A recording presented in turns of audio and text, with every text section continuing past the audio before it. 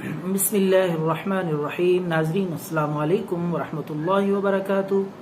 محترم ناظرین، دیسی، سادہ اور بہت ہی معیاری قیمتی نسخوں کا یہ چینل آپ کی خدمت میں کافی عرصے سے پیش کر رہا ہے۔ نسخے امید ہے آپ کو پسند آئے ہوں گے اور مزید نسخے انشاءاللہ آپ کی خدمت میں ہم لاتے رہیں گے، دیسی حکمت کے طریقہ علاج کو پروموٹ کرنے کے لیے اور اس کی افادیت اور اس کے فوائد آپ تک پہنچانے کے لیے، اور خدمت خلق کی نیت سے انسانی ہمدردی کے جذبے کے تحت یہ سارا سلسلہ ہم نے شروع کیا ہے، تاکہ آپ خود گھر پہ اپنا علاج کر سکیں محفوظ طریقے سے۔ دیسی قدرتی اجزاء جو کہ بالکل محفوظ بے ضرر ہیں، کوئی سائیڈ ایفیکٹ نہیں ہے۔ تو آج کا نسخہ بھی ہے دیسی، سادہ سا، بڑا ہی نایاب معیاری نسخہ پتے کی پتھریوں کے لیے۔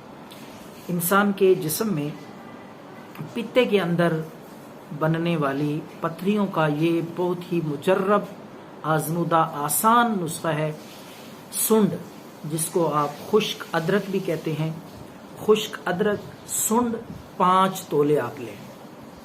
اس کے بے شمار اور بھی فوائد ہیں۔ جسم میں رطوبتیں ہوں، جسم میں درد ہو اس کے لیے بھی استعمال کی جاتی ہے، کمزوری کے لیے۔ تو اس کے بہت زیادہ اور بھی فوائد ہیں، لیکن ویڈیو لمبی ہو جائے گی۔ میں صرف پتے کی پتھری کے نسخے کے حوالے سے آپ کو بتانے لگا ہوں۔ سونڈ 5 تولے لے لیں۔ نوشادر، یہ بھی دیسی دوائی ہے، پنسار سٹور سے یہ آپ کو ملے گی۔ نوشادر بھی 2 تولے۔ کالی مرچ 1 تولہ، جو گھر میں ہم استعمال کرتے ہیں مثالے میں۔ کالی مرچ 1 تولہ۔ سنا مکی 8 تولے۔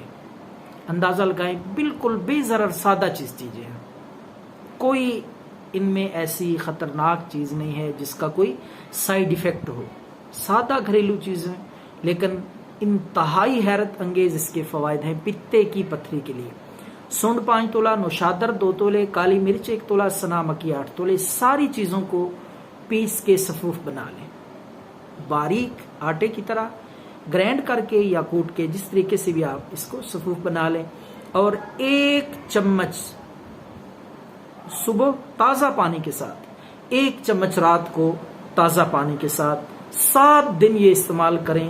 اس کے اور بھی آپ کو بے شمار فوائد انشاءاللہ محسوس ہوں گے، معدے کے اعتبار سے، جگر کے اعتبار سے، جسم میں اندر رطوبتیں ہوتی ہیں، الرجی جس کی وجہ سے ہو سکتی ہے، خارش ہو سکتی ہے، بے شمار اور بھی فوائد۔